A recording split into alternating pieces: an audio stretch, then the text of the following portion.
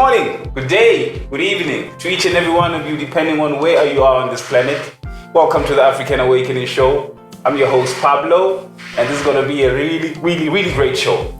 Now, before we get into this thing, I usually like starting off introducing people about what exactly we're doing here.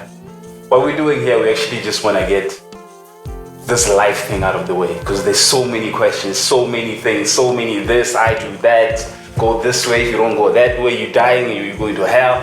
So I just thought maybe let's start this show, grab some people in this show, whether religion, whether it's Africanism, whether spiritually, it doesn't matter. But I, Pablo, will make sure I bring the best all the time for you guys to always interact with and get to know these people much better.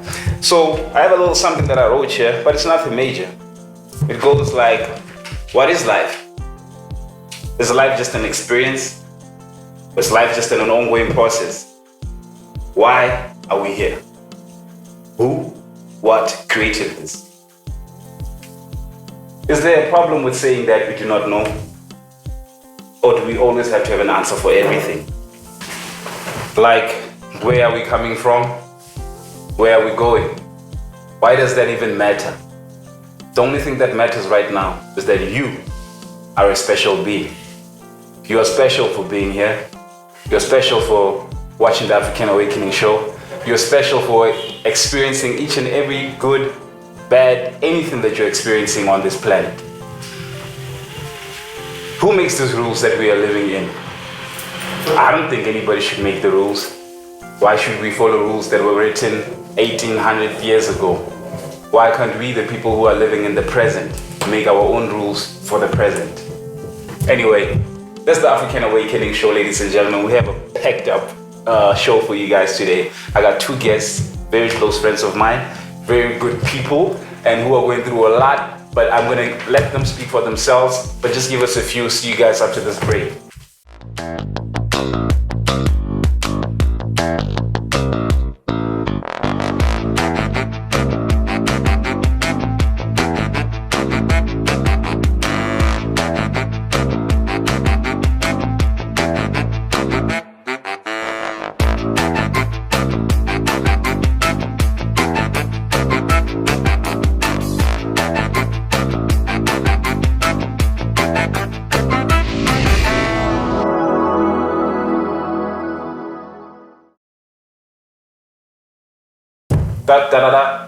I like that music, hey, don't you like it?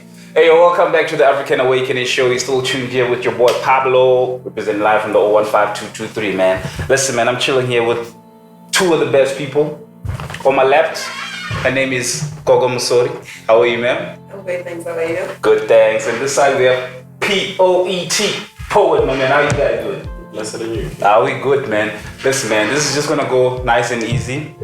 I'm gonna have them as my guests. I have a few questions for them, but then they're just I'm gonna give them just a few seconds, for them to just explain themselves, who are they, what they do, where they're from, and all that. We'll start with our sister on our left. Ma'am, please, the stage is yours. Okay, hello everybody. Welcome to the African Awakening. My name is Gogo Mosore, and I'm a traditional healer and also YouTube influencer, whereby in my channel I focus on educating people on everything spirituality. And I'm so glad to be here. Thanks for having me, Pablo. Oh man, it's my pleasure, man. Making my show such a success from the beginning. Mr. Pio, how you doing, sir? No, blessed are you. Oh, I'm good, man. Well, I like the positioning. Yeah. So I'm sure that has to do with something real great. But let them know who you are, my man. Real name, Retang, Segodi, aka Poet. I'm a social engineer, just to kind of encompass what I do. All right. Since, well, you guys know them, I think you guys can't wait to talk to Gogo, because she's our traditional healer, and we have so many questions for her. But as we're talking together, everybody can come in. Pio, you could also just chat to us and just have this conversation going on. Now, before we get into this, Gogo, I have a serious question for you. Yeah. At which age did you get this calling for you to become a healer? Okay, I won't really say what at a specific age I got the calling. I'll say, well, okay, I got the call when I was around 15, 16. Okay. Just that at the time I was not aware or it's a traditional calling. I was not aware of what was going on into my life. And at the age of 17, that is when I actually got the revelation that I have this gift and it's something that I have to attend to, something I have to make a part of my life. Okay, okay. And then, do you mind me asking, how old are you now? Just want to see how long. A lady never tells people her age. Okay, oh yeah, I forgot about that part. But okay, would you say maybe you've been in this for about 5 years already? No, it hasn't been 5 years. Oh, then she's still about 22 years old. All right, let's do this. Okay, so weren't you scared? Yeah, it is scary. It's actually, I feel like the whole, like, I wouldn't say enlightenment, but the whole being revealed into this whole new different world that you're not even used to actually has you thinking like the world's about to come to an end. It's one of the scariest experiences ever. Oh, yeah. I remember finding out what was going on in my life and the visions and the dreams and the whole confusion that came with it. I found myself most of the times being frightened. Every time it was like the middle of the night, I'd get so scared. In the middle of the day, I'd get so paranoid. So yes, it is extremely scary, but it's something that we get to move past as time goes on, once we actually understand what this whole journey is about and how to actually go with it, go through it. Okay. But that one. Yeah. Interesting. I wonder if I'll be able to cope. Like, okay, wait. I need to understand. I don't know if should I say what or who made you decided to do this thing. Like, I'm sure when you get the calling, or how do you get this calling? Or maybe let me ask the question that way. Okay. When you have a calling, it's something that you're born with. Then it's only like when you reach a certain age that is when you are requested to actually pursue it. Okay. So yeah, you get it when you are born. You're born with it. Okay, maybe let me say, when you knew, like at 15, 17 there, was there somebody who guided you into being who you are, or did you just do it all by yourself? The gods or the spirits, they led you into?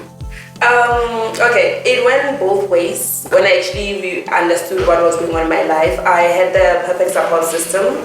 I come from a family of Sangomas. My mother's also Sangoma. Oh. And at that moment, it was a matter of me deciding what it is that I wanted to do. It's either I would have chosen to take a step back and not be involved with all these things, but I decided, or I am going to actually pursue this. I'm going to do what I'm supposed to do and see how my life turns out afterwards. Okay.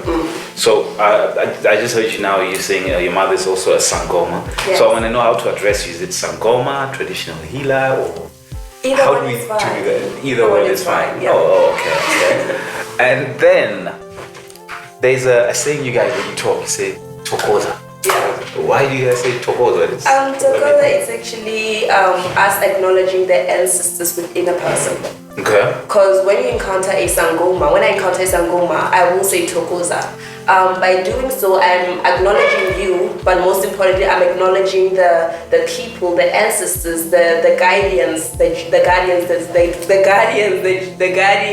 are guiding you. Exactly. Okay. Actually, then I did it wrong. You were supposed to say Tokoza when you got you. Yeah, I was supposed to say Tokoza. Why did you tell me now? I forgive you all. I'm a forgiving goddess. All right. We're learning. Seeing that? All right. There was a time I see you on YouTube. You're busy. You got a lot of followers. I do, right? I hope I'm gonna get followers because of you, right? Yes, you do. Okay, now that's good. Now tell me now. I see on YouTube there's so many of them that I looked at. She has a lot. You guys should check her out. It's Gogo Mosore. You'll find it there. So I want to know. There's this one that you had about different colored candles. That was an interesting topic that you had there. So I wanted to understand something about these candles. Do you, or maybe do you want to just give us a few breakdown if maybe people didn't get to see it, like the color blue, the color red, the color white, what they mean maybe? Okay, it's more like every single color has its own meaning. Okay. Hence, when we use candles, it's very important to choose the color which you want, depending on what it is that you want to manifest. Because the main thing that we do with candles is that we manifest. We manifest connection with the universe. We manifest certain things in our lives. And whereas we commonly use white candles. The white candle is of purity, ne? It somehow like accommodates all the different colors that are there, but it's still very important to actually add the other colors. Whereby red is for protection, whereby you're seeking protection from the ancestors, you're seeking protection from your angel guides to be with you through everything that you're going through. Green is for abundance, whereby most people use green whenever they want to manifest a job or certain income that they're struggling to get at that time. And just like green, gold is also used for that very same thing, ne? Whereby red is actually siyeja sabadimo, ne? Siyeja sabadimo, ne? So when you want light in your life and you want direction, the things that you're doing, it's very necessary for you to have a yellow candle. And blue is the candle which actually represents the ancestors specifically. Ne? Molo, when you're using the blue candle, you are able to connect, you're actually connecting with them, ne? But not only the ancestors. Like, let me put it like this, the spiritual ancestors who are actually governing prophetic gifts. Ne? So they're very much connected with water, hence that's why we use blue. And okay, there's so many different colors and I could just go no, I see you have them. But okay. So do you go to like some sort of school for them to teach you these things? Like, how do you remember all these things and know these colors? Is there some sort of textbook or something where we... There isn't, unfortunately. Okay. Yes, you go to initiation, ultras and everything, and yes, you're going to learn certain things, but usually they're going to focus on teaching you how to divine, and how to actually heal certain diseases that people may come with. But I feel like most of the other things that I actually know as a person, they went from personal researches and me actually using my common sense in other places. Because I found out, I'm a person who reads a lot. And I don't mind sitting the whole day trying to figure out certain things based on spiritualities, based on African things, based on westernized things and all those things. So I feel like my ability to actually look out of the box and research certain things outside of the normal things that we check actually allowed me to know all these things. And also other things in my life I feel like were revealed to me by the ancestors. Because there are times whereby I'm taught certain things by them and not by anybody else outside of... Oh, okay. So meaning that most of the teachings that you would have them straight from the ancestors. And some of them. Oh, well, some of them. Yes. They come. Oh, okay. All right. Now, I just want to go back to this one. I heard you saying your mother is a Sangoma. Did you have a choice? Yes, I did. I was given the pleasure of actually deciding what it is I wanted to do in my life.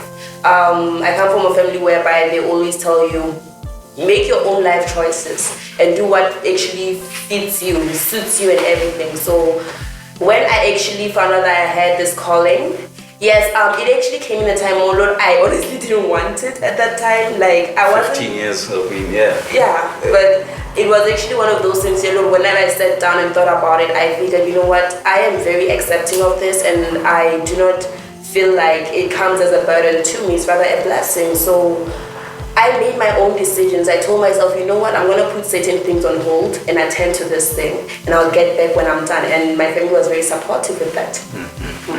Makes sense. All right, let's go back to candles. This is so interesting. But you know what, can I just take like maybe a minute? We just want to go on a quick break and then we'll get back with a few more questions. And I still have a whole lot for you, my brother. But let's check this thing out in a few. I'll see you guys now. Thank you. All right.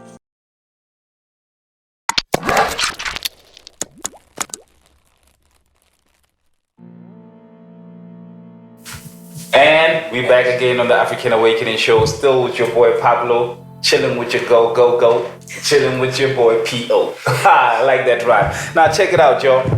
Gogo, I was still with you, right?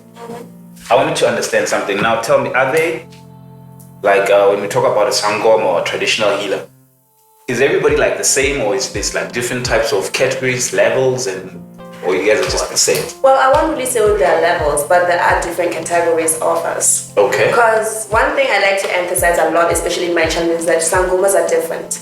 Their gifts are different and they divine differently. True. We have Banguni, ne? Those are the ones whereby they use divine bowls. And their traditional process is the one that is common to a lot of people. We have Ndao. Those are actually water spirits. Ne? And those water spirits, like that, people who are not by family and all those things, there's a procedure about it. So I can't really explain it to you that much. No problem. But yeah, they are water spirits. And for them to actually tell a person what's going on in their lives, they use their intuition most of the times. Even though they do work along Ganitown and everything, but they actually use intuition, whereby if you are governed by Mda, whenever a person comes in and this person is experiencing certain things in their lives, you can feel it. If the person is sick, you feel it. There's also Balozi. Balozi is somewhat associated with prophecy. And the thing about Balozi is that there are people who whenever they divine, what happens is they are given whistles for their ears, like whispers in their ears. So they initially start in the form of whistles, but then as time goes on, once that person has reached a certain level of awakening, that is where more of those whistles become voices of the ancestors, whereby they tell this person certain things about the person they are divining. So the person hears whistles? Yes. Oh, wow. Other people might not even hear anything. And he's the only one who hears it, which is actually one of the most interesting things ever. Very interesting. Very interesting. Yeah. And then we have the normal Stunyo. Stunyo is prophecy. Stunyo. All right. Stunyo is prophecy. Yeah. So that one, it works differently for everybody else. Some people pray to actually tell people to prophesy for you. Some people read the Bible to prophesy for you. Others will just look at you and tell you everything about your life. And more of other people actually just use a mirror, which is very interesting. And another thing that I feel like people are neglecting, the whole traditional healer thing. Oh, by the way, there's also Nzuza. Nzuza. Yes, those are actually some gomas who actually have to initiate underwater. So it's actually very interesting as well. And I feel like one thing that people actually neglect is the thing of mediums and psychics are sangomas. It's just that they're referred to in different terms in the westernized world. Yes. But there are a lot of sangomas who are actually able to converse with ghosts. They can actually see dead people. They can actually conjure certain spirits. And it's something that people actually neglect, but it is part of the calling, it is part of the gifts that people are given as traditional healers. Okay. So 1, 2, 3, 4, 5 of them. Which one do you fall under? That's a secret. It's a secret. No, I'm Unimundao. Oh, you're in Guni one. Banguni. Bunguni. Is it Banguni? Yes. Oh, Banguni. So you guys deal with how do you get? You don't deal with water. The water is the. No, and Mundao, it's also water related. Oh, water related. So I use divine bones, but I also use water. Use water and the bones and stuff. Interesting.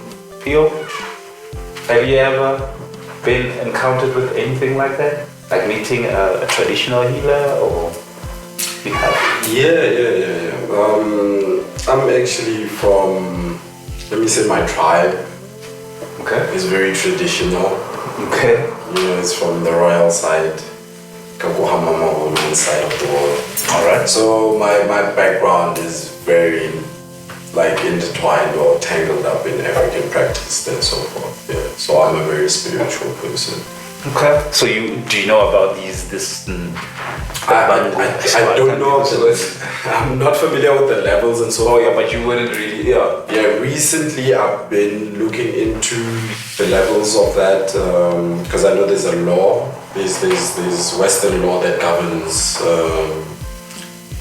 the spiritual world, if I may say. Okay. So sangomas are accredited practitioners under the law, in South Africa, and they do have certain, let me say, with the custom initiation, it's actually recorded and accredited. So I do know of those facts as well, just like your normal practicing professionals, doctors in the Western world. Yeah. There's a term you just used now. I just want to go back because I heard you also using it at some point.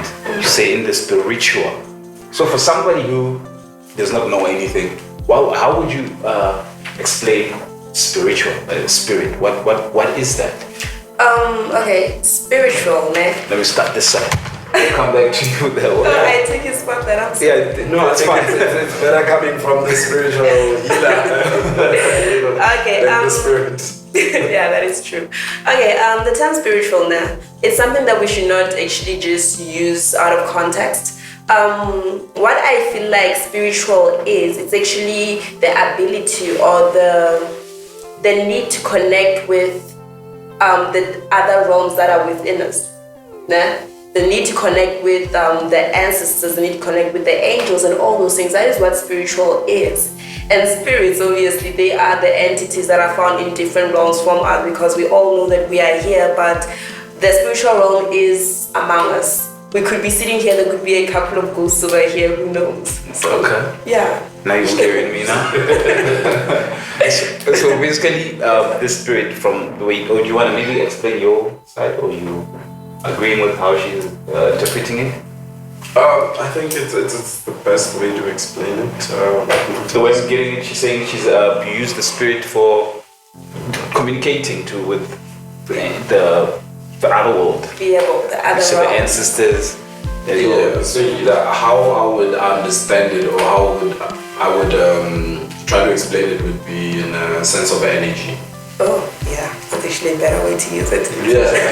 Yeah, it's energy, and as in the right context of English, as a medium, you are a channel of that energy, and you can then tap into the spiritual realm, which is those spiritual energies. Hence, we know energy cannot be destroyed; it's only deflected. So they're in that deflected realm, which is then tapped into by the medium and then projected in our realm to this energy we are now. Okay, like consciousness. My consciousness is like, what do you mean spirit? Not really. Or would we say that I have a spirit? Would you? Do I have a Yes, spirit? everybody possesses a spirit. Everybody. Everybody possesses a spirit. Oh, okay. Not really the spirit whereby, cause understand what we all have a spirit within us, né? And then there are other people who possess their own spirit, but also are visited by other spirits in turn to give them certain. I still need to get the first part. You said we have the spirit in us. Yes, we have a spirit within us. We are merely a vessel. All right. So The me, vessel as to the our host spirits. of the African Awakening show, you're saying that I have a spirit. Yes, you do. What does my spirit do? Because besides the reaching to the spiritual realm you guys are speaking about, because I'm really lost. I really just want to learn. I just want to know at this moment in time, what do we normally use, like in this world? What do we use the spirit for? Or we can't use it in this world. It only. Okay, it's more like I said, first thing was that your body is a vessel. Okay. It's a vessel for your spirit and also your soul. Hence, when you pass away, the spirit leaves your body and enters the spiritual realm.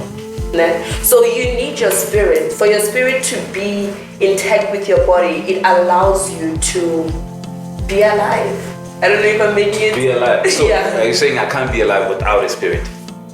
Not that I know of. You'd be You'd be a zombie. You can't live without a spirit. No. Okay. That's interesting. So now I really need to understand this part. So when I die, you say that my spirit is going to leave my body. How do you know that? Well, for my many researches, first of all, and my encounters with the spirits, nah, I won't really say what I talk to. Yes, but in a way, I do talk to spirits actually. Because understand, even the ancestors, they come to us in the form of spirits. And one thing that you should understand is that once you die, what happens, that your spirit leaves your body. And when it leaves your body, no one's going to say, oh my gosh, I see Pablo's spirit leaving, come back, wait for us, chill with us for a minute. They won't see it, because that spirit actually leaves the physical realm and taps to the spiritual realm. Hence, that is why you find people who can astral project. That is something where when they are sleeping, they are able to leave their bodies and enter the spiritual realm. So when you die, that's what happens. So it's sort of like a phone and a SIM card. The spirit is like sort of the SIM card, and then me, the body, is the phone. Not in Yeah. I don't know, can I? Yes. There's something that I'm researching right now. I should actually shut up and listen to what you'd have to say. But it's an interesting Western scientific research that we're doing in terms of, I think I've shared it amongst ourselves. But what happens is that when you die, There's a scientist, I forgot the name, but this is something you can Google, spirit leaving the body or something like that. But the spirit does leave the body, and how they measured that, because now we're talking in scientific terms of which is now Western, and it's measuring. It was measured in the body weight of the person who died. A minute before, or say an hour before, this person is weighed till the time the person passes away. And then within that time, I think it was a few minutes or seconds or so, the spirit leaves the body. And that body weight was reduced in a certain way. Yeah, it was measured differently from then when this person was alive. Yeah, so it's like 25 something and the blood. I'm gonna have to hold you on that thought, right? We're gonna come back just now. We have to go on another quick break. We're gonna come back right there, but you say they actually weighed the body before and after it died. Yeah, this is a scientifically research something. Within the break, I think I'll just look into that. Yeah, we'll do that. Guys, we'll see you guys just now. Thank you.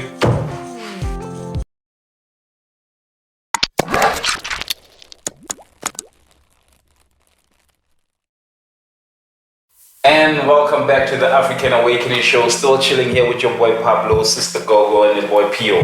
Pio, coming back to you, man. Before the break, we're talking about, you were saying you saw something about how the spirit leaves the body and the body loses weight. Something about that. Just explain that to us one more time. Yeah, I actually went back to the research thanks to your phone. This was a research done in 1907. It's a scientific research named the McCarthy test, which is the test done to prove whether the spirit or the soul really exists. So what Dr. Duncan McDougall did was then he sat with 6 patients and watched them die. With all these patients, he was measuring their weight to quantify the existence of the spirit in the human body, of which he measured 20, what was this, sorry, which was less than 1 ounce, 20 grams that left the last body that he had scientifically tested. 20 grams or less than 1 ounce left, and of which he had testified or accounted to be the spirit or the soul of that individual. So since then, nobody has ever tried to test the McCarthy test or try to prove the existence of the soul or so forth. I guess with the religious restrictions within our law system or judicial system and so forth, when it comes to maritime law, it does not really allow the freedom of testing whether these things are true or not. It's like questioning God within a society that's predominantly, and society meaning the entire world, the human species, which is predominantly Christian. To now lately it's Islam. But within all of these religious practices, they would not allow you to prove them wrong. Hence questioning, is there a God? Is there a spirit? So such topics are not allowed within our realms, let me say, as humans, because they touch upon such sensitive political and religious topics. That's why we have the African Awakening Show, right? To talk about anything. No boundaries here. No CC people in here. Now tell us out. Pio, you were saying this guy did this experiment in 1907. Yeah, 1907. And since then, no scientific body has tried to prove this right or wrong. Right, no problem. It's just let me stop you right there. I need to get to this one. So in 1907, you are aware that technology was quite bad, right, at that time? Not bad, but it was not as advanced as now. Let's put it that way. Yeah, not as sophisticated as we have now. Now, all right. Are you aware that anything that dies, whether it's a human, dog, anything, when it dies, it starts to decompose? You know, when you decompose, you're gonna end up losing a bit of weight. Yeah, but within this scientific experiment, it was done within the same, let me say, seconds or the same time period as that person died. And from when they lived the last moments of their lives to when they were officially pronounced dead. Yeah, from when they stopped breathing. Yeah. And another thing I want to point out, as a biology student, one thing that you should understand about decomposition is that it doesn't occur immediately. Yes, not definitely. It takes time. It takes months and years and for it to actually be finished. So in that specific time whereby this test may have been taken, yes, I haven't read the research myself, I'm only hearing about it right now, but in that specific time there is no way the body can start decomposing there and then. Definitely, but then you stop breathing, right? Yes. And then your blood stops moving. We agree upon that. Yeah. Alright, but now we'll get to that one. I'll come back to it. But we agree that this guy, you say it's Macau, he made a test in 1907. He put a body on a scale and then waited for the body to die. When the body died, he weighed. It's Dr. McDonald, Duncan McDonald. So Duncan McDonald put some tests there. He put some weight, and then he determined maybe immediately after the person died, the weight went down. So, like that person determined that is the soul. That was the scientific, in terms of measuring the content of the body. Okay, that was the only explanation they got. The explanation that they got is that the soul left the body. It was his, let me say, scientific answer towards why the body weighed lesser. But if you say scientific, he was supposed to then prove what a soul is. So I guess it's not a scientific one. I guess they were just trying to check if maybe when you die, you lose some sort of weight. Well, with science, my understanding of science is that not just one test or one-sided, like he was measuring the weight. Yes. When we talk about spirit, in a spiritual sense, we're talking about energy. I would, as maybe a science enthusiast, say, why don't test the electrical magnetic field around the human body as well, and so forth and so forth. I'm hearing you, and you're trying to lead to a fact that something. Okay, you're not breathing, so a certain amount of weight.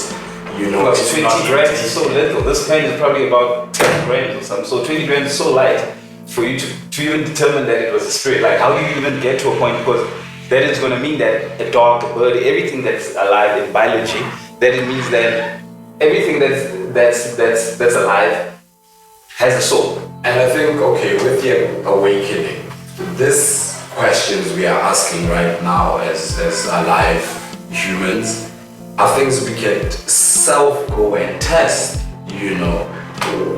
Go to a science lab. I know it costs an arm and a leg to try to prove some of these things. Hence I said the religious and political fraternities would not make it easy for you to attain such information. But what I'm getting from you, you're telling us that a person died, he lost 20 grams, and then that determined that there's a soul. This is his scientific measurement of the weight, and his explanation of what has left would be a testament to a spirit source, not air, because air wouldn't weigh that much. And whatever is in your body is still in your body. Remember, the same blood you're talking about is still in your body. Whatever you ate is still in your body. Do you know that a balloon has weight? Do you know that a full-blown balloon has weight? Yeah, but that measurement then... Do you know that the weight, if you put the balloons out there, and you put one with the reading will be the same? Hence I'm saying, if we want to disprove Dr. McDonald's research, of which I don't holistically stand by. 1907. Yeah. I don't even need to dispute that. You just have to, 2020. Do you know how long that is? I can just sit and think to myself that you guys came up with a determination that just because you're losing 20 grams, then you have a soul. Don't lose sight, man. I'm referencing this because of something you said. Okay. The technology then is not as great as what we have now, but what we have now is not as great as what the Egyptians had. No, what the Egyptians had, like to make a pyramid. I'm just saying, like, we shouldn't get lost in where we are now, what the system is now. There were different systems, different eras, different worlds before this. So this does not conclude everything of human existence and what we are and what we can be. Alright, so That's what I'm saying. we're gonna say you determined that you have a spirit because of the test that was done in 1907 by Mr. McDonald.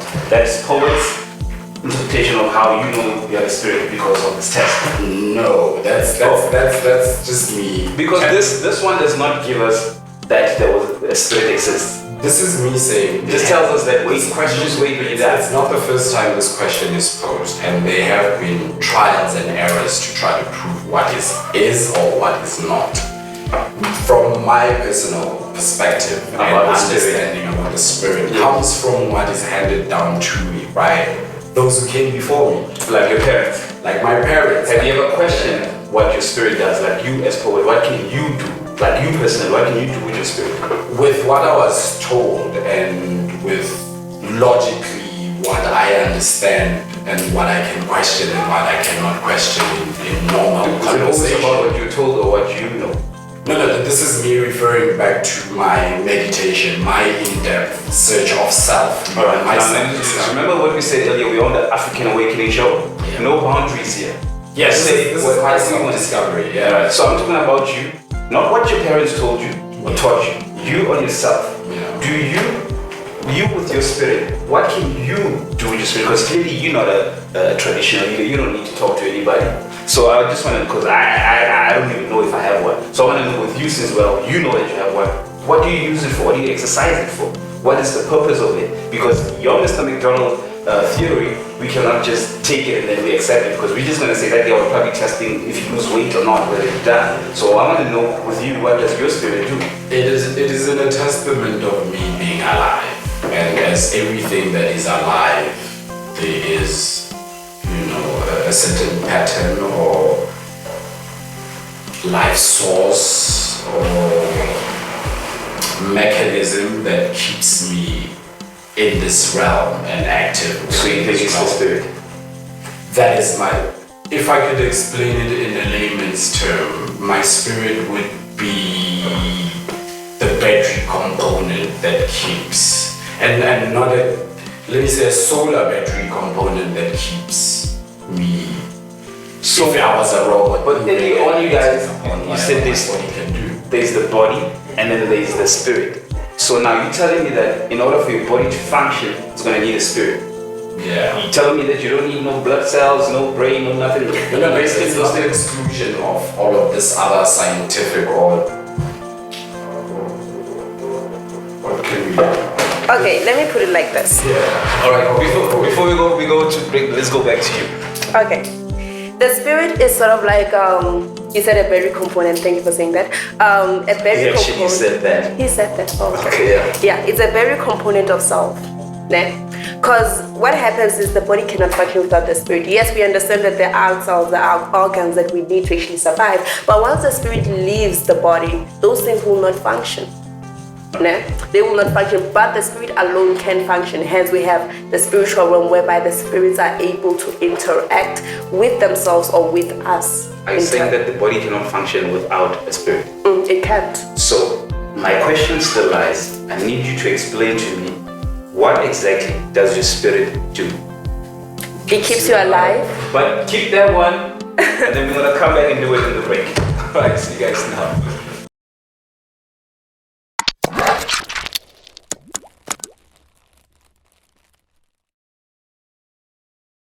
And welcome back to the African Awakening Show. We're still chilling here with Pablo and Gogo and Pio. Yo, before we went out of the show, I was asking them, what does the spirit do? Guys, let me put it like this. What does the spirit do on this earth? Okay.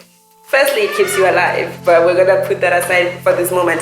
And remember earlier, Poet actually pointed out that. But that's a very important part to pass. You said it keeps me alive, and then you just want to continue, because that's a very important part. What do you mean that it keeps me alive? It allows you to connect. Okay, let me put it like this, nah?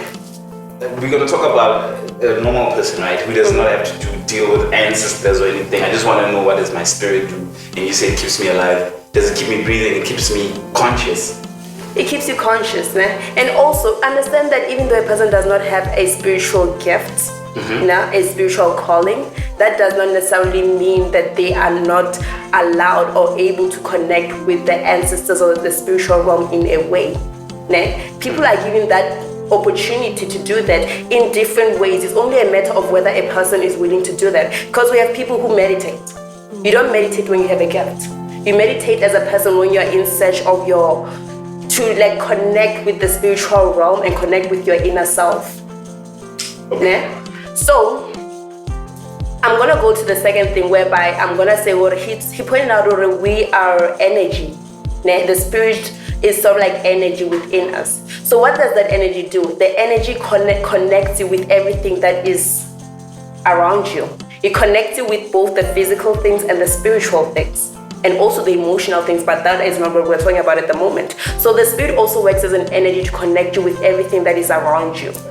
Whereby when the spirit is within a person, that's why you have intuitive feelings. That's why you have your ability to actually speak to your inner self, whereby you sometimes communicate with yourself through your mind and stuff like that. That is where more your spirit actually interacts with you in a way. What is your take on consciousness? What is consciousness? Consciousness is actually your ability to connect with everything that is around you. Not just the things we do not see, but everything we see that is in front of us, everything that we see that is around us, and also all the things that is not around us, everything that is within us. What is your take on consciousness? Well, layman answer again would be the acknowledgement of self, or the acknowledgement of your surroundings. Then again, right? You can just continue. I just wanted to just search quickly. It's just my laptop is off here quickly. I just want to get what the dictionary says about consciousness. Mm-hmm. So what the dictionary says is that the state of being aware of and responsive to one's surroundings. A person's awareness of perception of something. All right. Yeah, the perception of self. As you are an individual. I am Bobby. Mm-hmm. That is Gogo. Okay. So you say, so the spirit does what? It what consciousness? Because consciousness clearly is the one that's keep me aware of whatever's happening now. Mm-hmm. So what does the spirit do again? It allows that consciousness to be active. Because not only are you conscious of your surroundings, you're also conscious of yourself, your inner self. Are you aware of brain damage? Mm-hmm. I am aware of brain damage. Are you aware that if I get an accident now, hit my head, I'm gonna not know who you guys are, names, what my name is. There's different types of amnesias that can come up. Are you guys aware of that? Yes. Are you aware that if you get that, you won't be a Sangoma anymore? No, I will still be a Sangoma. Or you're probably gonna be led by your spirit. Exactly. Yeah, you see now that part. There's a part that I want to get to. So are you telling me that people who are brain dead, mm-hmm. they've forgotten their names and everything like that? How can they remember what the blue candle means, the red candle means, and the white one means if they've forgotten even their name? Okay, understand one thing, Mm-hmm. I'm gonna say in the perspective of a traditional healer. Mm-hmm. Understand that most of my teachings come from my ancestors. But a person who doesn't have, we all have ancestors, but a person who doesn't have a certain gift, communication with them, will in turn be able to recall certain things in their lives due to the patterns that are in our world. You're gonna see certain things which will recall, like bring back the memories that are needed for you to actually do certain things. Because understand something, when a person has amnesia, you find out this person does not know certain things about themselves, but they definitely are able to move to certain habits that they were doing before that. But then we have to understand that amnesia comes in different types of levels. Mm-hmm. Like where, like you know nothing. Like you don't even understand what is going on here. Do you understand? You don't understand, but as time goes on, your ability to interact with the world around you does in turn return you to being the person that you are. Oh no, this person does not even, the memory does not come back. It's like going for that. I think one simple way of saying you do not really have to remember these things is that you're not told how to breathe. Nobody will remind you what, hey, do you remember? No, breathing obviously, not that. I'm talking about the information, there's an the body has its own intelligence beyond. natural response, like to know how to, if somebody's hitting you, automatically you just duck. Block, And your eyes. That's just DNA memory from where you're from as a person. But I don't think you do it yourself. Do you think you control your blinking? I don't think you control it. When that's the subconscious. That's the things That's just your body does, right? Yeah, it's like the same way, like a baby, you put it at the breast and then automatically starts sucking. Yeah, right. That's just the nature we are agreeing upon. Yes. But the things that you know, your consciousness, wouldn't you say that is taught? Not really. Not holistically. Okay, let me come back to you. Don't you think that you were taught everything that you know right now? Like for you to even, this guy, your Mr. McDonald guy, don't you have to learn something and know that for you to even start talking about it? She's being taught by her ancestors, so we need to come understand that part. But you are talking about physical people who are there and then they're teaching you something and then you got to learn that, right? It's not the whole, like the thing is that don't encompass it as the whole teaching. I mean your name. For example, your name, a simple one, your name. Don't you think you were taught your name? Yeah, then if we have to go into depth of what my name is and where my name is from. No, not that part. No. We don't. So you don't want to There's a difference. No, I want to know that There is a difference. There is a difference between what you are taught and what is actually something that is actually imprinted within you. That is something you should understand. Because it's not what I want to explain once I have to do this and that. I just need this brother to explain something to me quickly. no, I'm trying to explain it for him, explain what he's trying to actually relate to you. Like his name. He know if when they ask him what's your name, he says I'm Retang. Where do you live? I live in Nirvana. Do you understand what I'm saying? So now for you to know where you live is because you got to learn what that's Nirvana and that's where I stay. Don't you learn that part? You learn that. And then you got to learn what I don't need to know how deep your name is, what it does, who's it named after. I'm saying for you to know how to identify yourself as Retang. Because what happens to these people that I am right. Yeah, I get it. And then you learned it and then you started telling us, right? Hence, that is why I'm saying there's a difference between what you are being taught as a person and also what is encrypted within you. Because there are subconscious knowledge, there is conscious knowledge that you are given as time goes on. You don't learn everything from what you see around you. You sometimes get you learn everything. Don't you like a child? Don't you think a child sponges everything from the parents growing up? Not everything. Do you have children of your own? No, I don't. Alright, but I have younger siblings. You've seen kids, right? Yes, so I have. What happens is that those kids, there's certain talents, like maybe one can kick a ball further than the other one does, and one can't, and whatever. But then you are actually teaching them there's a ball and you must kick it, right? Yes. Teaching them a certain something. That's so what I'm saying. There's a how to- difference between what you are taught outside and what you are taught subconsciously. When you mean subconsciously, what do you mean by like ancestors? Not really by ancestors. I'm talking about people in general. Like what? So what could you be taught just out of without engaging without learning it? You can be taught to interact with people in a way, because understand what, yes, their surroundings actually affect how you Don't interact with forget people. what I said about talents. Like another one can kick a ball further, another one can't. Some can communicate with people, some people can't. Physical attributes. That's physical attributes. But that same person, those same kids, if we measured it, if we gave ourselves a scientific measurement time to say that from the age of this, let's just say they kick the ball from here, at the age of 5, that one is kicking it more, this one is kicking it less. If we train this other one that's kicking it less on a daily and with the routine of a soccer player or a top-notch coach, this guy living his normal life daily as he was doing while he was kicking his ball further without any training wouldn't kick the ball as further as this one who's trained. So those are physical attributes and things that you can then change. Are you trying to tell me that, like, Beyonce, Whitney Houston, how they sing beautifully with those beautiful voices? Are you trying to tell me that you can get trained to sing better than Beyonce and Whitney Houston? Well, then it goes up again. Yeah, you can be trained actually. Then we should have had a new Beyonce already, don't you think? With so much money that we have. Then why is I forgot about that. Why are you training people to be Beyonce? Because it's not really possible. So I'm telling you that some people are just better with other people than it. Just some people are more talented than the others. Singing is singing. Notes are notes. Singing is a voice. It's a voice. Her special talent, what sets her apart from other singers, is how she packages that. And how she represents that. Look, I'm seeing on the clock, we're running out of time, but we'll come back to the singing one. Let's get back to you. How do these ancestors teach you that the color blue does this and that and that? Okay. The ancestors come to you in different ways. Okay. Firstly, they come to you through intuition. Intuition meaning? Intuitive thoughts. Intuitive, I don't know how to put it. I just feel like it's just wrong blind. and you don't do it, and you next day you find out, you're not doing that. Yeah, because I could be just sitting there and all of a sudden something comes, a feeling comes to me that you should do this and that.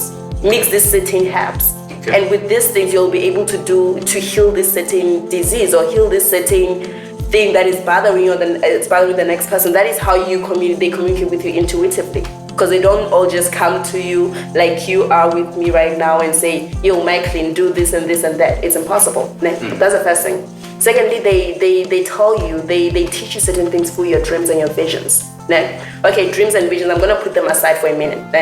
Okay, the first one, dreams, whereby you are asleep and when you are asleep, you are able to connect with the spiritual realm in a certain way as a healer, whereby they come to you, they can show you certain things about your life, or they can teach you certain things that you need to know. A lot of in visions could be just sitting, you could have a vision whereby you're being taught or you're being told something.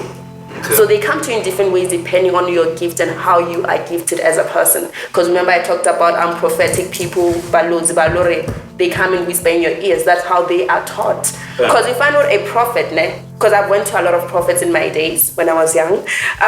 Before you were? Before I got old and everything. Okay. Before the gray hair grew.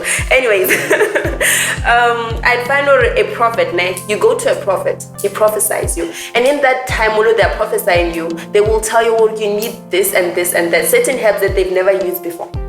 But they will tell you this is what you are needed to actually heal certain things. Those are the teachings from their ancestors in that very specific moment for that person. Alright. What I'm picking up from you said intuition, dreams, and prophets. That's how you communicate with your ancestors. So you yourself, you don't know how to communicate with your ancestors. Like how you're communicating with me, you don't have that channel. The channel to do that is when you partner. When you partner and also when you pray. To passa. Or passa, yes. Yes, like you go into the corner, snake. That's a way.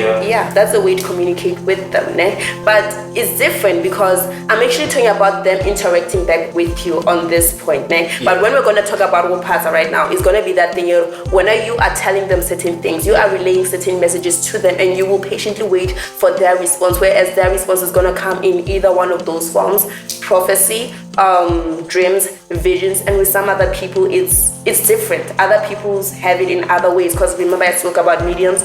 Others would actually get an interaction with their ancestors, which by the way it's very rare. It's a very rare gift, but it does happen for some people. Okay, because I wanted to get to the pastor thing, because I know that what you do, you guys talking to the dead people. I mean, everybody can talk. I mean, even you can talk to the dead people. Then when you talk to dead people, the hard part is them responding. You understand? Anybody can do it. I mean, you can talk to the dead too. So I want to know your response.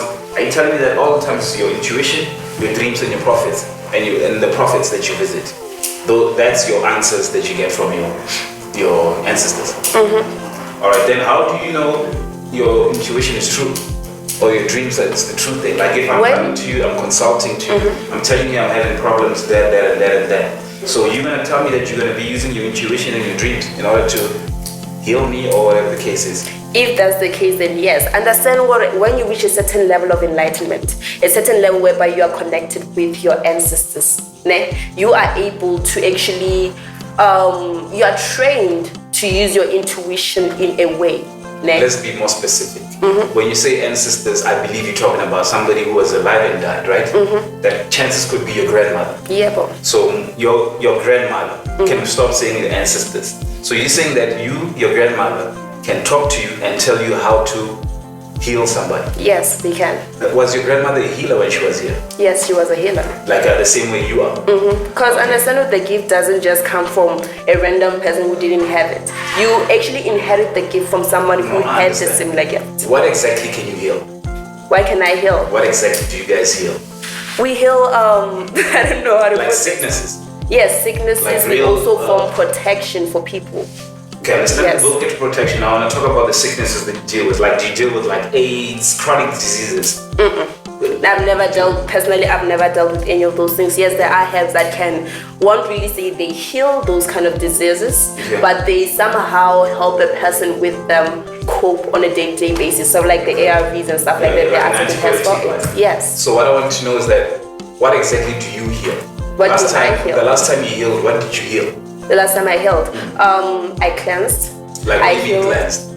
A cleansing whereby you remove certain bad karma in a person.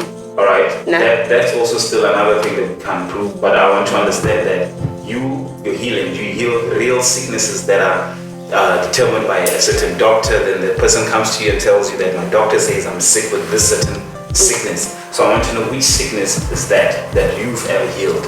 A high blood pressure. High blood pressure. Yes. Okay. And then how did you come about determining that you healed it? Because afterwards you do follow-ups with your client. You do not just help a person, you perform as though you're a doctor. Because, okay, you are a doctor in a way, now. And there's certain herbs that you will use for that specific sickness. You will know, okay, this is what I need to mix to help this person. And once after doing that, you will then take processes into seeing how far the person is going in the certain sickness that they're going through. The same way when you have the flu, yes, you can go to the doctor, but you can also go to a sangoma or traditional healer for them to give you certain herbs that actually heal that thing. And in a duration of time, it will act, and after a duration of time, you will be cured of that sickness. So it's the same as when you go to a doctor, because like the only clarity that you need to know what, okay, I'm healed from this, is when you know what, okay, I don't have the problems that I used to have back then. I don't have the level of blood pressure that I used to have back then. I don't have the flu that I used to have. I'm good. Because I know that when we go to these, like my brother would say, the westernized doctors, they would first diagnose you. They diagnose usually using blood tests and all that stuff, and then that stuff determines what does this person have, then they go about saying, well, this is how we deal with certain things. So what is your process? How do you diagnose? I diagnose using bones, divine bones, the things I used to divine. And also I diagnose by connecting with the ancestors and the spiritual realm, because I'm not connecting with mine alone. When I'm consulting a person, I connect with yours as well. And from there, I'm given the things that are bothering you, the sicknesses that you have. And from there onwards, I am given what may help you in that process of healing. Is it physical sicknesses or spiritual sicknesses? Both. So now, you can determine physical sicknesses by throwing down bones? Yes, I can. Do you know how amazing what you're saying is? Yeah. Very amazing. Really? Why do we, do you know how much technology? African technology, like you're saying, do you know how much do you pay for a blood test at Lancet for coronavirus? How much? I don't know. 850. Do you understand how expensive? This is for coronavirus. Now, if they have to go in and then they take the whole blood sample, some people can't even get tested because they don't even have the money to get tested. But I see the time has run out, but I have just two questions. Two questions. I'm gonna produce and everybody don't get mad. We'll be back right now in a few minutes. Thanks, guys.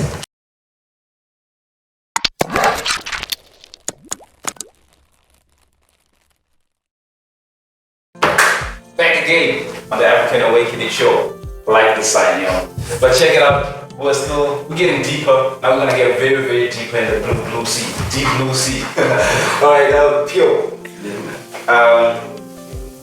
Have you ever had to consult to a traditional level, you personally, and then I don't know if you're okay with sharing your personal things, but have you ever went there for a certain problem that you had, or I don't know what makes people go to traditional healers, but have you had to go there, and why? And were you cured, or was whatever answer that you were looking for? It was more of a, I don't know, I'm not gonna call it a calling, but it was more of a return to a home situation. It's deep in itself. I don't really share that out, but that's my life. I guess my life as a public figure as well in my other spaces is not that private. So yeah, I've been called. Let's just say I was born in a family where there was an absent father, and then my grandfather spirit From your father's mother's side? from my father's side. You know, kind of called for me. It's normal with any African male child who is born out of wedlock, like me. You have ties. You know, your family dynamics was not that complicated. The separation was done, with processes followed. There were certain processes followed. With my case, I just want to stop. You said your late grandfather called you, right? What do I call it? Yeah, in a way he called you. Yeah. He called you. Yeah. So that part is very important. Did he call you? Like, did you hear his voice talking to you, like hearing my voice? No, and this is the funny part. Okay, this is how I then interacted then with my family on my father's side, is that I would meet, I used to manage, I managed artists around the city. So one of them had a calling, went through the whole Ultrasound process. When he came back, and you know, these were certain things that were brought to his attention and he shared with me. Within all of those processes, I'd meet different, you know, say seers, mediums, or whatever. Like that, this is generally normal people that I'd meet. Hey, what's up? We talk, and then, hey, I'm this person, and this is what I see. Type of conversation. Oh, somebody sees something with you. Yeah, till it built up to me personally, like, okay, maybe I need to look into this deeper. Maybe it's not just people talking around me, you know. Let me take it seriously, let me take it further. Consulted within my family. Like, this is what's happening. To another traditional leader. Yeah, can I do that within my borders, or where I could go? So you told them that I was approached by somebody? Yes, I'm approached randomly, and this is not within today, tomorrow, the next day. Alright, can I pause you there? So, why haven't your family ever approached you? Now you're talking family dynamics, you're talking about living people who had their own dynamics. I don't... Yeah, I'm saying, are you saying this person, when you were doing your shows, came and approached you and told you a certain thing about your grandfather? Yeah, it would be at a bar, it would be at a show, whether I'm hosting a show. Yeah, so this one person told you that? It's not one person. As I'm saying, this is a number of different individuals who are in different spaces. Yeah. So what you did from there, after they told you that, you went home and said, guys, I'm having this and that and that. So at home, you'll have your own traditional healer. Yeah, you know, I had to ask because I didn't know. I grew up in So that's my question. I'm asking what did you do? Why didn't the home traditional healer ever tell you these things? Why is the traditional healer only agreeing when you start telling them what these people outside are telling you?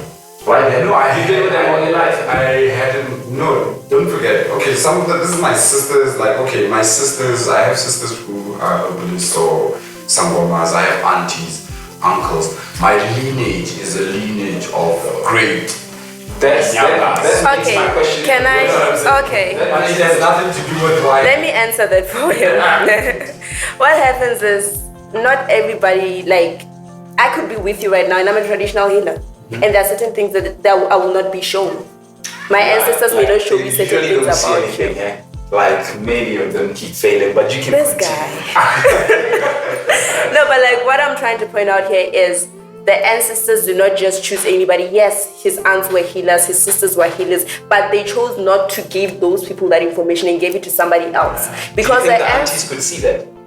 Could they see these things that these other people told them? Do you think they could? It would depend. I wouldn't know. They could or they could just not. keep it away. But usually when you see something about a person, you're obligated to tell them. That's something I have to. That's why I'm asking you. That's why my question comes back. You have so many people in your family who are traditional leaders. Not even one ever told you, but you had to hear it from strangers. And They were not. You are not. Sorry, what was that? They were not bestowed the rights to give me that information or the ability. But the traditional healer just said that they have to tell you that. Yeah, but they probably didn't see it. It was hidden. You actually told them about it, and they started saying, yeah, we see. It's like this. Like with any technology, it can be protected from other technologies. Your phone could be blocked right now or whatever in terms of the signal, and only you and the people around you can call each other. The people outside you cannot hear or tap into your phone or even call that phone, or so forth. You know that type of technology. So it's within the same context where they are not given my signal. My vibration was not tapping into their this thing that vision. people told you was the bad things. Like if you don't do whatever, you're gonna get into something. Most usually is like, yo, fuck. Yeah, most usually they always tell you that. Mayday, you know, because realistically, yeah, and I'm guessing it would come in that sense, because then realistically we are pulled away from our culture and tradition. Cool. You said yes, right? It was some danger that I was telling you about. I'm asking, like, people who actually love you. These people are close to you, man. They were not given the signal. So how can people from outside have the signal? Can I talk? Get the signal. That is why the first thing I told you was that the ancestors do not give information to just anybody. But this Yes, we are traditional. Yes, I can be a traditional healer. But your ancestors or my ancestors might say, this is not the information you are supposed to give to this person. So hence, we're going to give it to somebody else for certain reasons. They have their reasons. You said you have siblings, right? Yep. So are you trying to tell me that your siblings can be told by another traditional healer somewhere and then you won't be able to see something? Yes, it's possible. And your mother won't be able to see something? Yes, and your grandmother it's won't very be able to see possible. something? It's not a network. It's not MTN. You know, some association or broadcasting signals. It's not. So basically, what is the point of your power then? What is it that you see? Or like, what does it help with? Can it help you? Yes, it can. It has helped me a lot. But then a lot of sangomas keep dying and keep getting sicknesses and then going through a lot of bad things. Why don't they keep stopping those things to happen? Well, maybe those things were not shown to them before it happened. That's the thing, Listen, I'm still talking. Thank you. Okay, the first thing I was saying was those things were not revealed to them. Or maybe their ancestors had decided already, this is the end of their journey. Because understand what in life you don't just live forever. At some point I'm also going to pass away. It could be 3 years from now, it could be 2 months from now, it could be 10 years from now. But when my time is over, that is when I pass. So yes, that is why sangomas pass away. That is why sangomas die now and then. That is why they encounter certain things in their lives. Those things could be a lesson if they're not going to pass away. It could be a certain lesson that they are given by their ancestors or by something in order to actually open their eyes to certain situations. But in terms of actually having me go to a person and tell them, what I'm seeing this about you, not every sangoma is going to see that. I visit a lot of sangomas on, like, I go like buy herbs, I go dig herbs, and I encounter certain sangomas. You'd find out in the whole year, only 2 sangomas were able to come to me and tell me certain things about myself, and the others did not. The reason the ancestors were not willing to give those people information for certain reasons. All right. So now you were in danger. Your family could not see the danger that you were in because I don't know who allows them to see. By the way, the ancestors allow who? Like his grandparents. Yes, they allow who's ready to see this thing. All right. So his grandfather was trying to reach out to him, and then which is his ancestor, right? Mm-hmm. So his ancestor was trying to reach to him, but then he could not use any of the family members, and he decided, nah, you know what? Let me use that boy from the whatever show. Mm-hmm. So your family members, meaning that they're not really enough to reach to you something. It doesn't mean they're not enough. Or they're not. They're. It's a matter of choices. The choices that are taken by the ancestors. You can find out in his family there are very powerful sangomas, and the person that comes to him, I'm not going to say some sangomas are more powerful than others, but you can find out he's only approached by someone who's just starting, who is still yet to learn those things. It's a matter of choices on what they decide as ancestors as to what this person needs to know and who they're supposed to know this from. This is leading to my next question, which is, are there any fake traditional healers just like these fake pastors? Yes, there are. So how do you determine which one is fake and which one is not? Okay, first things first, you need to understand what you don't just go to any sangoma. How are you going to know? Can I please finish my statements first? Okay. Okay, you do not do that to a lady. Thank you. There are certain sangomas who you do not go to. That is something you will be intuitively informed in. And also there are sangomas who are going to come to you, like fake sangomas. And with that is something a person needs to use their common sense. this person does not see anything about my life. The lady stuff has to stop. You hear what she just said? So you have to use common sense. Yes. You think right now when I'm approaching you guys, what do you think I'm using here? I'm using common sense. No, I'm understand actually... that you guys, what is it that you guys are trying to claim here? Like, no, when I'm saying you need to use common sense, I'm not referring to you. I'm referring to people when they're encountered by sangomas. You need to check certain things. Is this person able to see certain things in my life? That's what I'm trying to do right now. I want to determine, are you a real traditional healer? Have you been exposed to real traditional healers too? Because I'm trying to use common sense. When I listen to whatever you say, I want to understand. Everything that you told me so far is that everything that you get through intuition, dreams, and prophets. And also my divine bones. That's how I... Your divine bones? Yeah. Where do you get these bones from? Okay. What are they? What bones? Of which animal, human, or what? Different creatures. Some of which, understand that there are certain things that I will not give to an ordinary person. So basically, others can be shells. It's real bones and shells. I've seen like the other time I was in Eastern Cape, or I don't know where, I saw a lot of traditional healers there picking up shells and all sorts of things there at the beach. So those are the things that you guys use. Yeah, but...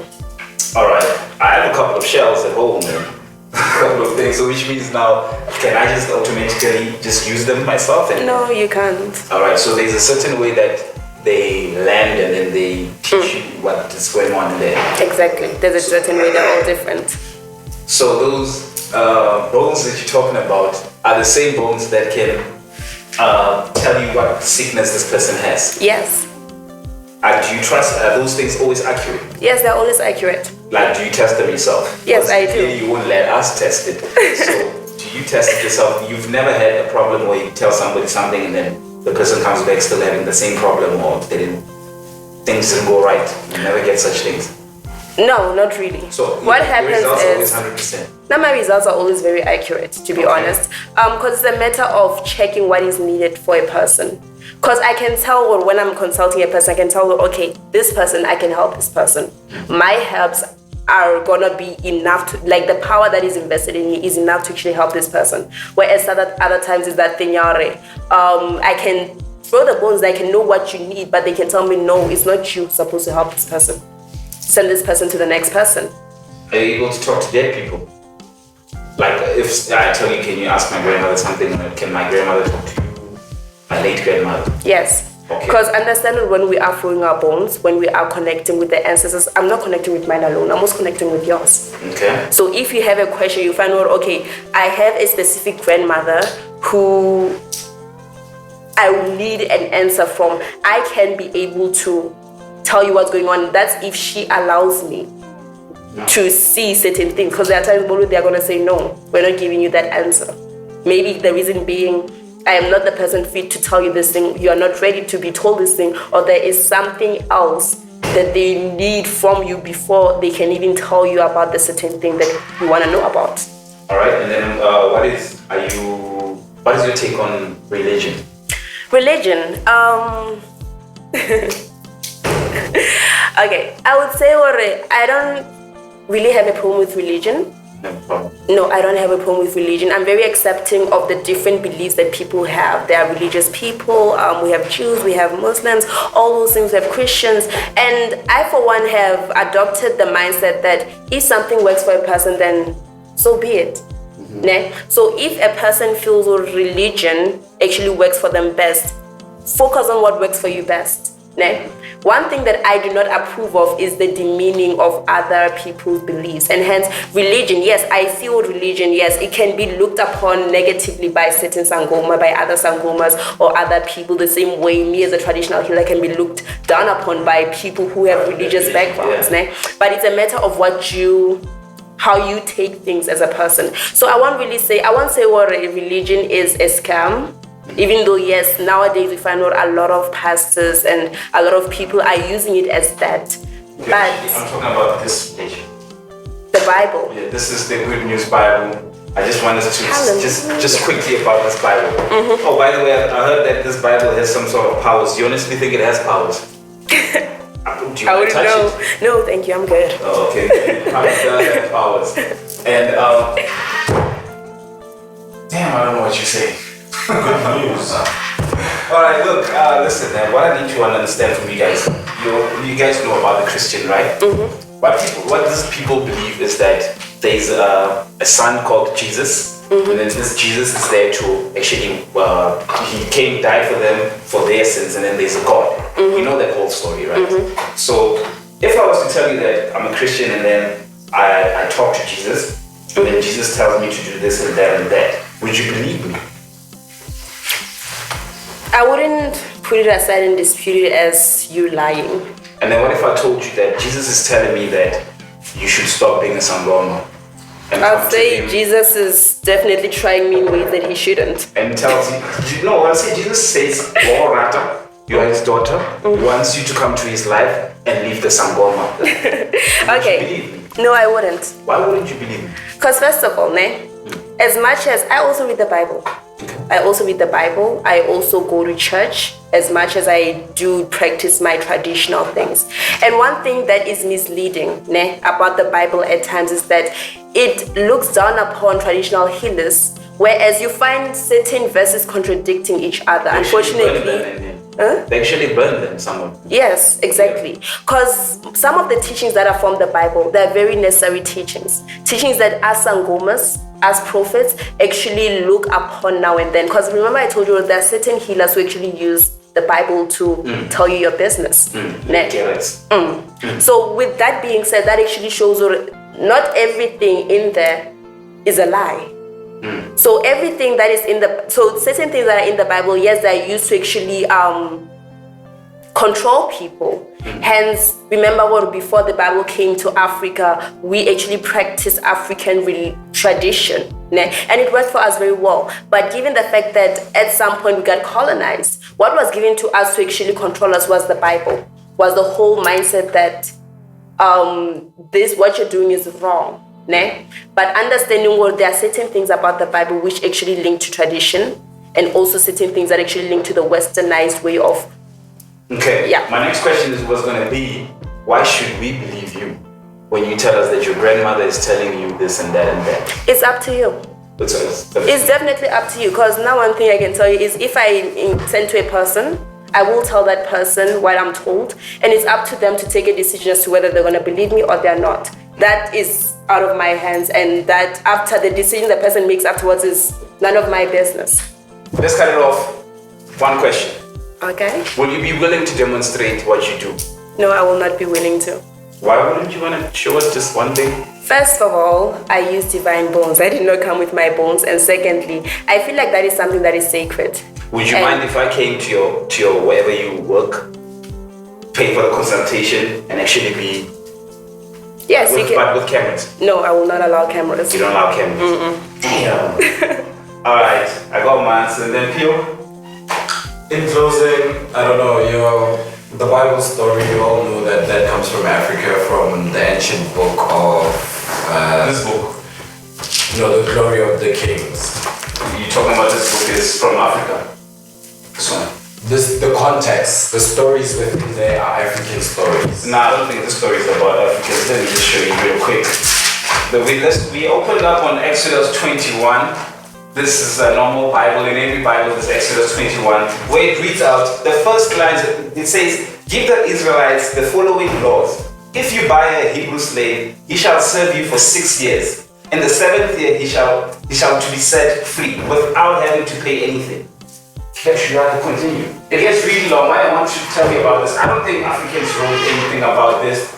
Well, it was twisted into. Ladies and gentlemen, it's a long story. I'm going to cut this short. It's going to be crazy, but I guess we'll do it on part 2. But this was the African Awakening show. This is basically what we deal with all the time. Holy Bible. Are you still scared to touch this Bible? I will not burst into flames. Okay, so read that book with the camera, Nikas. Okay, I'm gonna go get consulted by her. She's gonna tell me how and everything, and then I'll come back and tell them how it went. Is that okay? And then you guys will tell me, and then I'll tell you if she's real or if she's not. Because I'll see if she knows that. And you better not start researching me. Right? I don't even know you. I'm gonna ask her. I'm chilling in the crew. Malcolm, hey, yo, check it out. Shout out to Sesh Time Wave, the African Awareness Show. We out of here. Pio, African Awakening. I thank you very much for coming to the show, sister. You know that we appreciate you coming here. And all the I'm time. happy you invited me. Yeah. Thank you very much. Nothing's happening to me either. Alright guys, see you guys later.